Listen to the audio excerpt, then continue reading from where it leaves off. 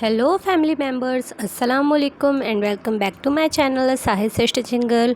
तो आज मैंने आपको बतानी है कि हमने अपनी बॉर्डर वाली पजामे की मोहरी को किस तरह से रेडी करना है। तो मैंने इस तरह से अपनी बुकरम को फैब्रिक पे लगा लिया है। तो चलिए हम अपनी वीडियो फटाफट से स्टार्ट करते हैं।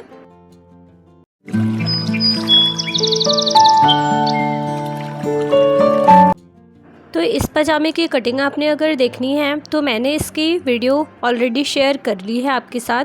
तो मेरी ये बुकरम है जिसे मैंने इस तरह से डबल फोल्ड करना है। पहले हमने अपनी पजामे का सेंटर निकालना है एंड यहाँ पे मार्क करना है। उसी तरह हमने अपनी ये मोहरी वाली जो हमारी बुकरम रेडी की है हमने इसकी भी सेंटर पॉइंट हमने निकाल लेनी है एंड मार्किंग कर लेना है। तो यहाँ पे हमारी मार्किंग हो गई है। अब दोनों मार्किंग को हम एक के ऊपर एक इस तरह से ओवरलैप कर कर रखेंगे एंड पिन अप करेंगे। तो यहाँ पे हमने फैब्रिक को पिन कर लिया है। तो अब मैं आपको फैब्रिक दिखा दूँ तो ये मेरी बैक साइड फैब्रिक है। रॉन्ग साइड मैंने राइट साइड के ऊपर ही अपनी पजामे पे ऐसे सेट किया है बुकरम को। एंड देन अब हमने यहीं से अपनी स्टार्ट करनी है सिलाई। ये देखें ऐसे हमने स्टिच करना है। आप इस बात का ख्याल रखें कि मैंने सीधी फैब्रिक पे ही इस तरह से बुकरम की पट्टी को रखकर सिलाई चलाया है। तो बिल्कुल एंडिंग तक हमने ऐसे ही सिलाई को कंप्लीट कर लेना है। सो गाइस यहाँ पे ऐसे हमने स्टिच चला लिया है। अब ये देखें यहाँ से हमारी फैब्रिक इस तरह से हमने स्टिच की है। अब जब हम इसे बैक साइड फोल्ड करेंगे तो बिल्कुल प्रॉपर फिनिशिंग के साथ हमारी जो मोहरी है वो बनकर रेडी होगी इस तरह से।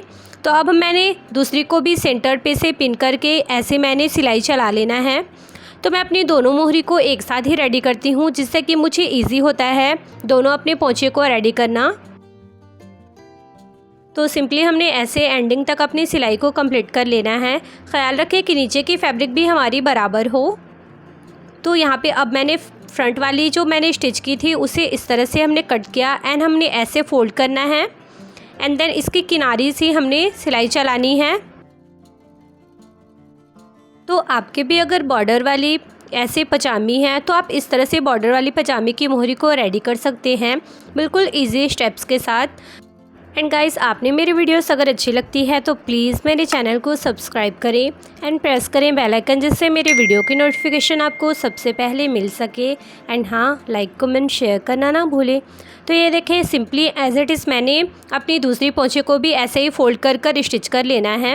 एंड मैंने इस पोंचे पे कोई भी अलग से मोहरी की डिज़ाइनिंग नहीं की है, सिंपल सीधी सीधी सिलाई चलाई है क्योंकि इसमें बॉर्डर बनी हुई है। अगर मेरी बॉर्डर नहीं बनी हुई होती, अगर मेरी सिंपल फैब्रिक होती पजामे की तो मैं इस पर ज़रूर डिज़ाइनिंग करती, बट इसमें बॉर्डर है तो अच्छा नहीं लगेगा।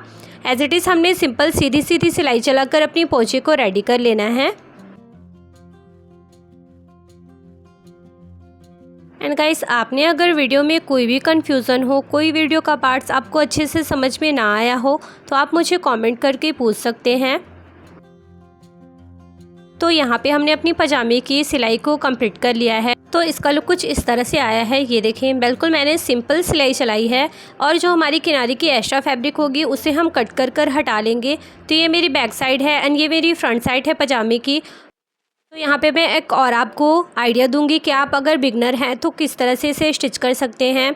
तो बिगनर को काफ़ी बार प्रॉब्लम होती है कि वो सीधी साइड से सिलाई उनकी नहीं चल पाती है फिनिशिंग के साथ। तो आप पजामे को इस तरह से बैकवर्ड फोल्ड करें एंड आप इस तरह से बैक साइड से भी सिलाई चला सकते हैं। बिल्कुल आपके पजामे में कोई झोल या फिर कोई भी सिलवट नहीं आएगी। आप ऐसे फिनिशिंग के साथ अपनी बैक साइड पे भी पजामे की स्टिच कंप्लीट कर सकते हैं।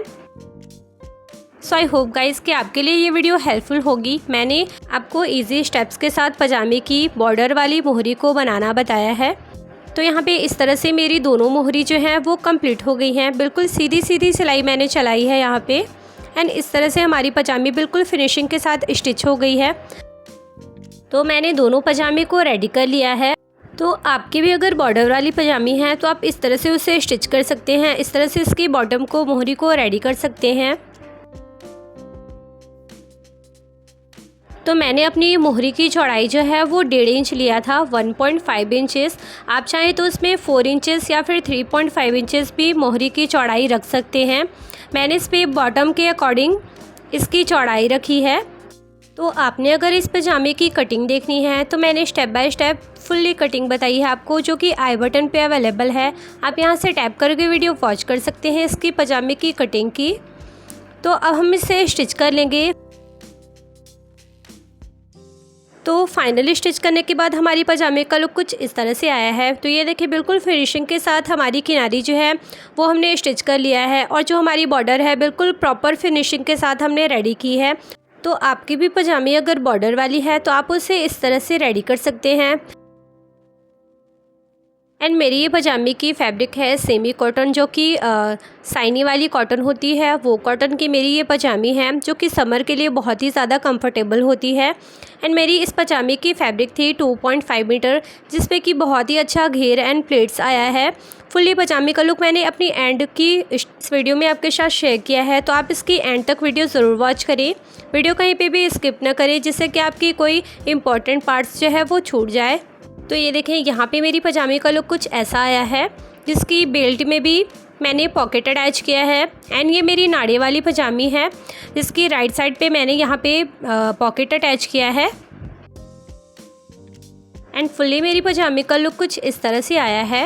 एंड मैंने इसकी बेल्ट में पॉकेट किस तरह से अटैच किया है उसकी वीडियो मैंने डिस्क्रिप्शन में मेंशन कर रखी है, आप वहाँ से जाकर वीडियो वॉच कर सकते हैं। तो इस तरह से मेरी ये पूरी पजामी जो है वो रेडी हो गई है।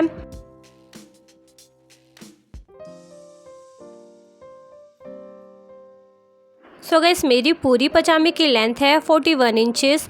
तो ये मेरी पजामे का इस तरह से घेर आया है, इतनी प्लेट्स आई हैं इसमें। यहाँ पे मैंने पॉकेट लगाया है राइट साइड पे, आप चाहें तो दोनों साइड पे भी पॉकेट लगा सकते हैं।